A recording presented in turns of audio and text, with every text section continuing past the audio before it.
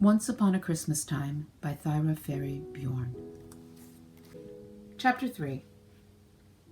In the dark ages when Sweden was a heathen country, long, long before the light of the child of Bethlehem began to shine on the world, the pig was a sacred animal to Frö, the goddess of plenty. It was believed then if a pig was slaughtered according to heathen ritual, the vitality that had once been his would enter into the person who ate the flesh, and would give him an enormous amount of strength and health. The ritual slaughtering had to take place before the dawn. Oaths were solemnly sworn as the pig's life ebbed away with the blood, which left its body in the form of a deep gash in its throat.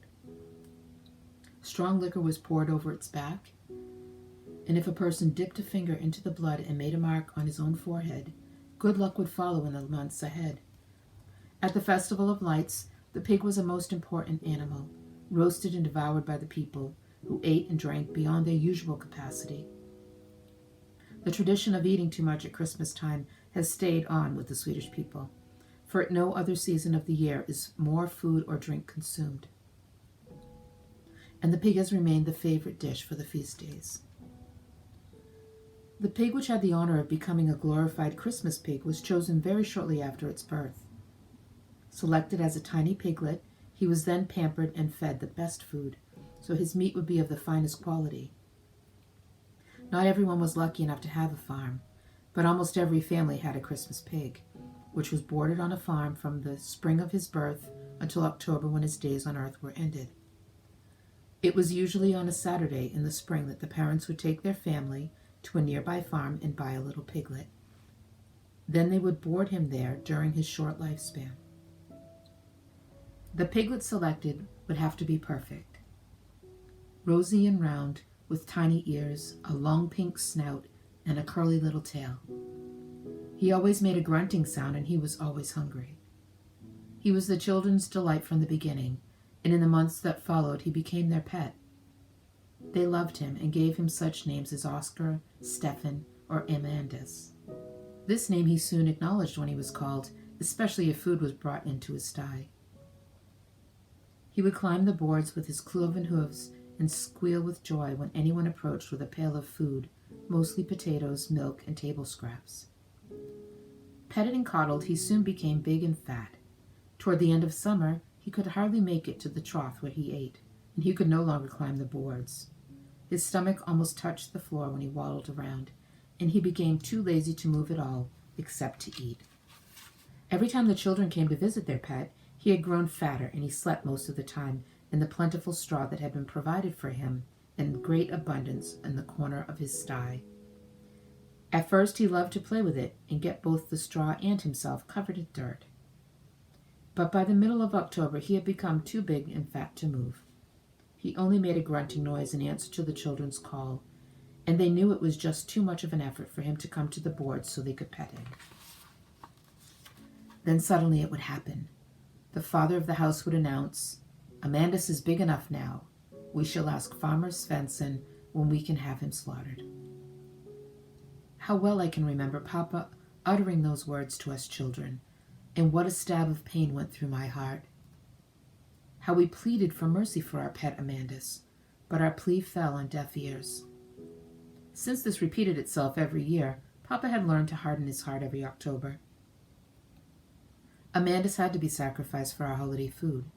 With a red apple in his mouth, he was destined to become a decorative Christmas table centerpiece. We realized that Papa's love for Amandus had not been the unselfish love that ours was, and that nothing in the whole world would save our friend from being put to death. We children did not go to the farm that Saturday. Mama went, though, I remember, to be of help. Someone had to stir flour into the pig's blood, as he was stuck with the cruel knife. We all sat in the parsonage kitchen, sad and hurt, looking at the hands of the clock on the wall, wondering if Amandus's hour had come. In our minds we could hear our pet's cries, but we were powerless to help him. Every fall we lived through the same thing, and hundreds of other children suffered as we did. At that time, we all vowed among ourselves that never again would we accept a little piglet as a pet. But when the springtime came, We had forgotten what the end would be, and the reason that Papa brought the piglet for us. The darkest day of our lives passed. The pig was butchered into many pieces and put down in brine to keep until December, when he could serve the purpose for which he was born, to be a Christmas pig. What a busy time was late December. Most of the baking was finished.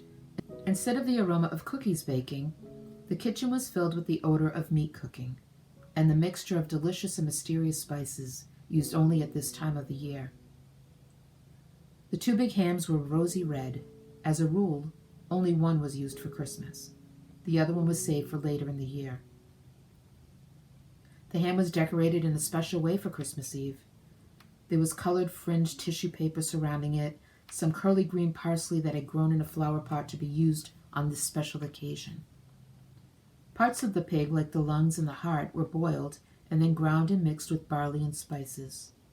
This polsa, fried on Christmas Day for breakfast, was one of my favorite dishes.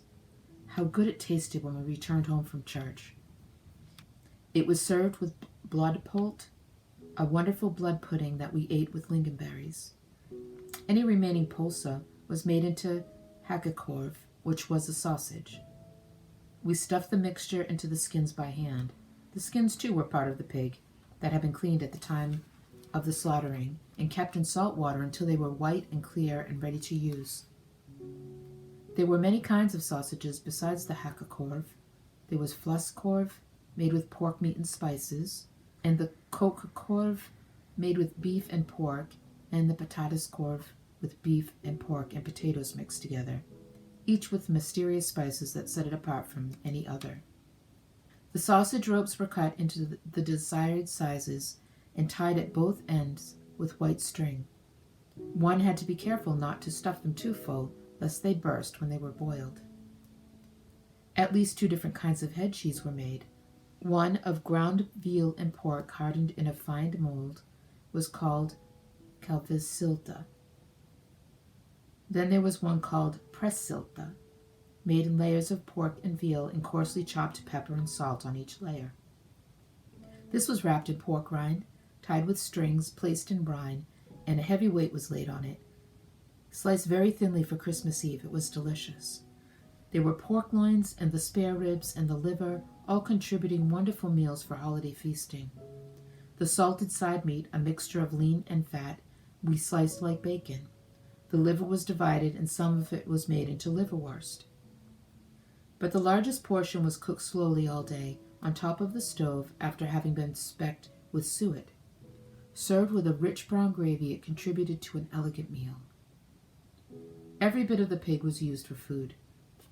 The pig's feet, a Christmas Eve delicacy, had been in brine for weeks and were boiled and eaten with pickled beets. Some of the blood of the pig was used for the blood bread, pultbrod. It was left to dry hard and then boiled and eaten with thick white sauce. It kept all winter long and was a real treat. The kidneys, too, were especially good, fried in their own special way with onions. The pig was a blessing, and none could have taken its place in the Swedish household. As far back as the records go, there has always been a pig to feed and gladden each household on those cold, dark Swedish Decembers. And no matter how modernized Yule customs become, there will always be a Christmas pig. Chapter 4. The Christmas house cleaning had nothing to do with the annual fall cleaning. There was no connection. This was a ritual set apart and was an intrinsic part of the Christmas preparations. Never was there another operation like it. Out came the soap and the rags and the brushes, and you set to work. Each room was gone over from top to bottom. There was not one corner of the house, from cellar to the attic, that was not thoroughly cleaned. The old traditions had instituted this cleaning before Christmas, and I am sure that it will always remain with and belong to Sweden. In heathen times, there was a belief that this time of year, in the cold darkness, goblins and giants and trolls and various evil beings drew near to people's homes without being seen. They had the power to throw evil spells over entire households. Even in the Christian times, some of these superstitions still hung over the people, and the goblins in particular were feared, especially at Christmas time, when they liked to exchange their own children for human babies.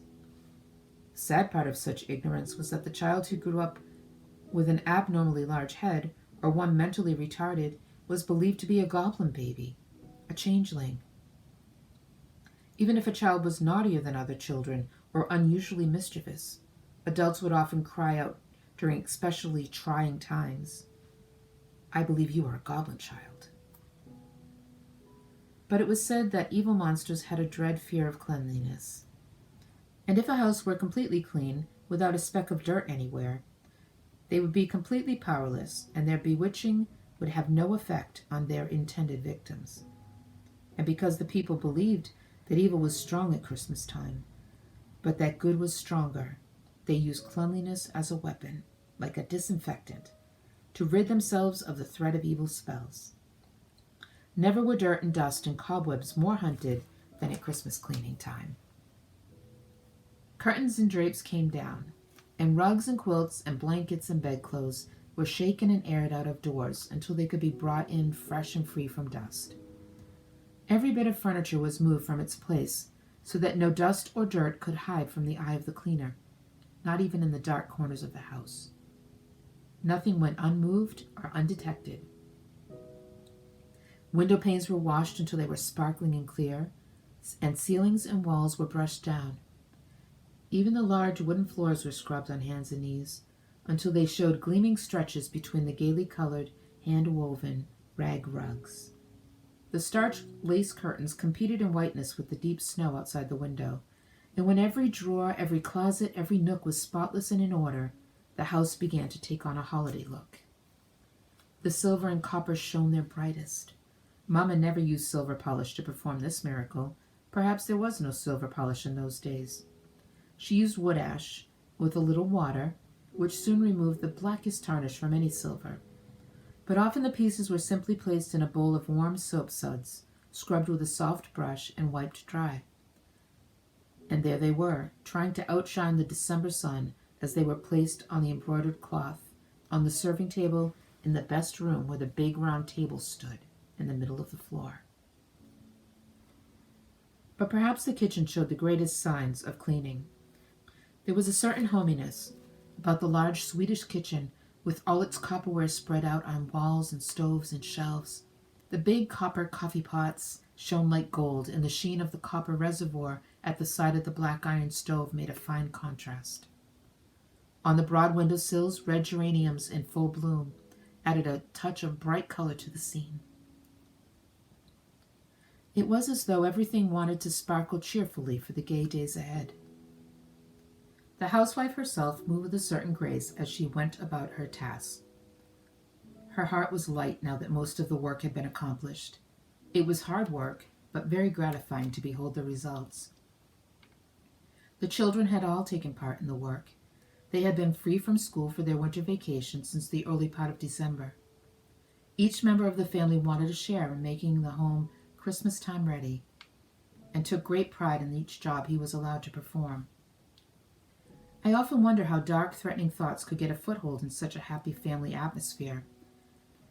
But certain superstitions seemed to be a strong chain with which some people's minds were bound.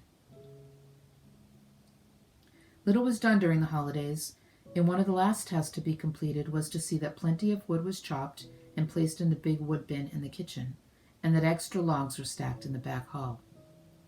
It was believed that in the last armload of wood, Jules Venin, a strange-looking imaginary creature, entered the house and took his place under the dining room table.